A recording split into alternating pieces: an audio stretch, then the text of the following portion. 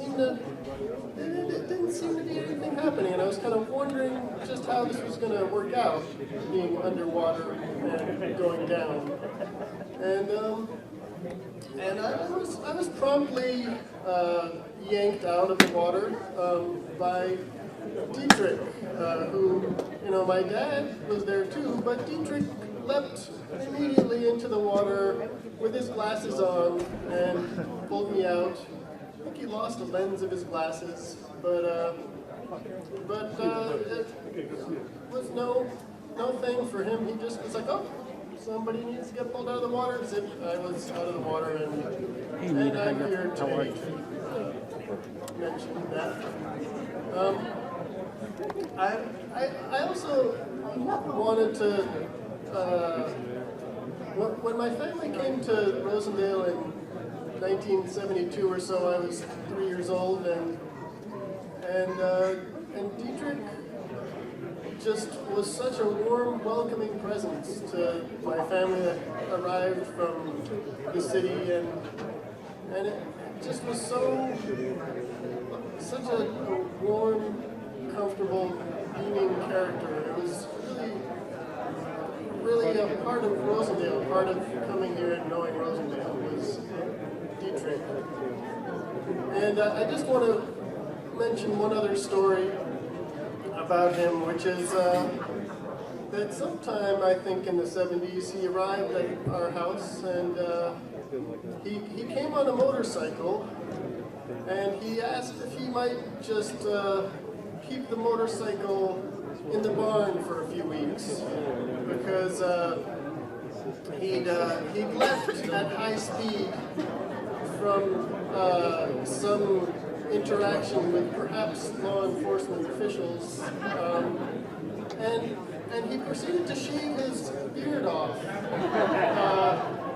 and he was unshaven, Dietrich, for I don't know, a few months after that, and the motorcycle sat there for a little while he was in Rosendale, but nobody knew that he was there, who might have otherwise known.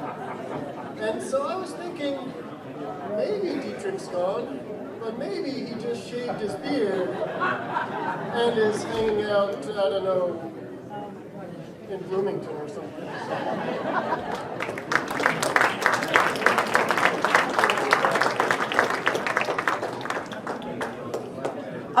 Ladies and gentlemen, if I could have your extreme attention at this point, I would appreciate it. One of the people that Dietrich followed very, very closely was our Congressman Maurice Hinchey. And I know that he would be really, really honored to know that he's come to say a few words to us today. Congressman Maurice Hinchey.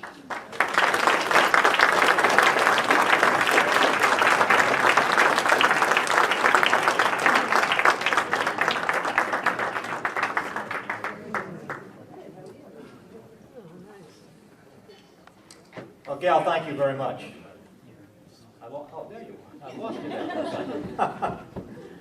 Thank you. Thank you very much. And thank you, ladies and gentlemen. Thank you very much. It's a great pleasure to be here. And, well, to have an opportunity to be here with you. This is really remarkable.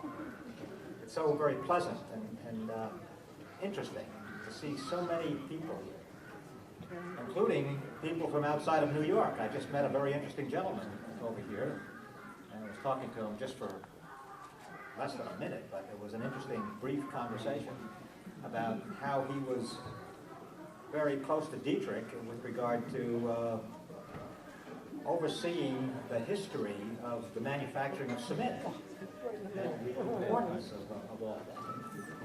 So just that, I mean, just having walked in the door and having met that gentleman and spoken to him is just one of those amazing examples of the influence that this man had.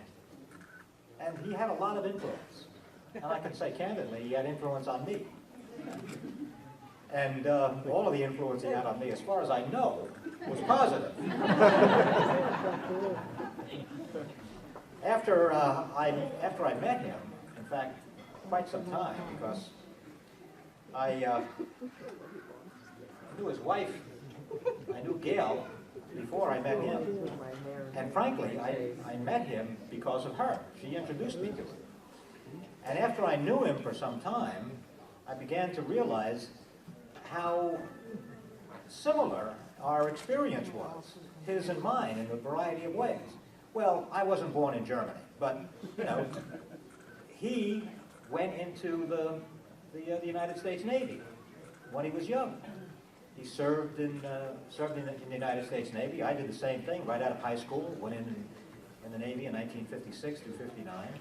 And he did something very similar to that. And then he went to college. And he went to college at a place very far away. It was New Paltz. And that's why I went to New Paltz, because it was just that far away. And it was a very great experience, though, going to New Paltz. And it was a very good education. And that school has gotten better and better over time. So it was just interesting to me as I got to know him, you know, more and more over time, the kind of similarities that we had. But of course, when you engage with someone and you see the kind of similarities you have with that person, you know, this is a human thing that we all experience in a variety of ways, you also realize and get to learn how different you are. And it was so interesting for me to see that. But there were, you know, other things that we were interested in. History. My main study in college down at New Paltz was the English literature and history. And his was history too. And he knew a lot about history.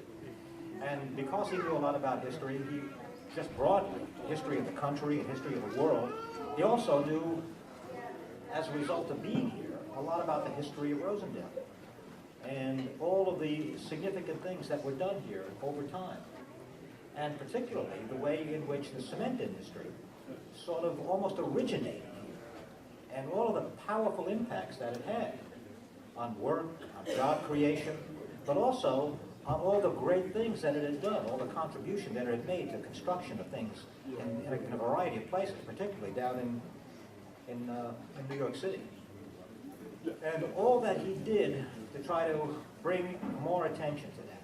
And in bringing more attention to it, getting all of us to understand what a great place this is, what a historic place Rosendale is, how many wonderful things happen here, and in fact, how many very, very wonderful things continue to happen here.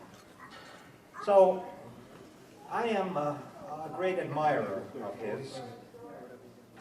We know that in the context of what I was just talking about, one of the things that he did was the Snyder House here in Rosendale, and how he and Gail worked together to bring that back, prevent it from being sold, and maintaining it as a historic element and a public element, and all of the importance of that.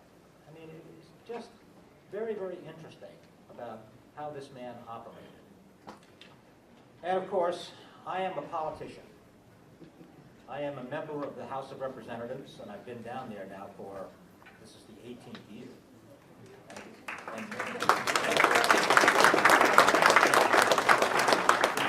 Well, thank you very much. I very much appreciate that. And before that, I was in the state legislature in Albany, the state assembly, for 18 years. And I'm a Democrat, so I run under the Democratic platform and the Democratic Party. But I've also had endorsement of other military political operations. Military, interesting. See, now that I'm a member of the Appropriations Committee and a member of the Defense Subcommittee on Appropriations, I'm just fixed up with military and all that stuff. In any case, you know, he became so important in this independence part that, you know, it emerged relatively recently, and has been so very important, very significant. And I was able to work with him, and he was willing to work with me. And as a result of that, I was able to run not just as a Democrat, but in other ways as someone who was endorsed by the Independence Party too. And that was always a great pleasure. So it's just a wonderful thing to be able to think back on the positive things that another person does, to reflect upon the life that they had, the contributions that they made.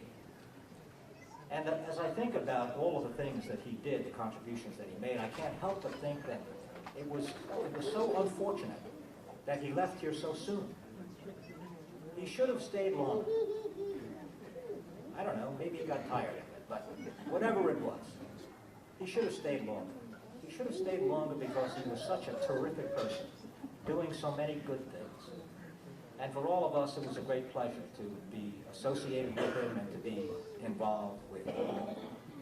And he has a son and a daughter, Anton and Althea. Are they here? Ah, Althea? Nice to see you. Anton, hey, there you are. Yeah.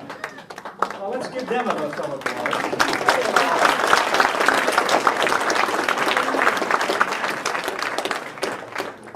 It's great to see you. I expected that you would be here. And I'm very happy that you are. And I know he would be very happy that you are too. Maybe he is very happy that you are here. And for his wife, Gail, I want to say thank you. Thank you very much.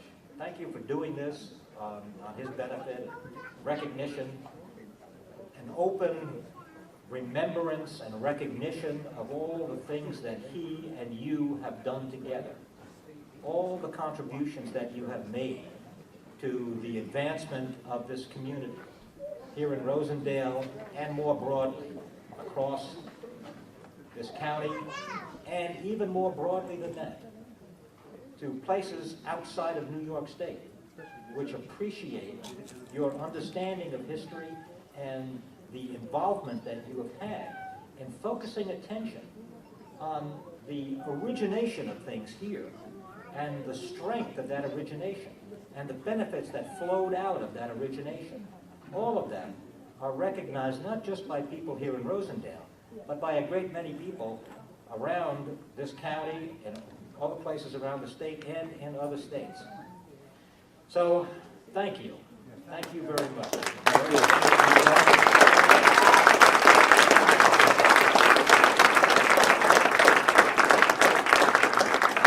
And thank you all, ladies and gentlemen. Thank you all.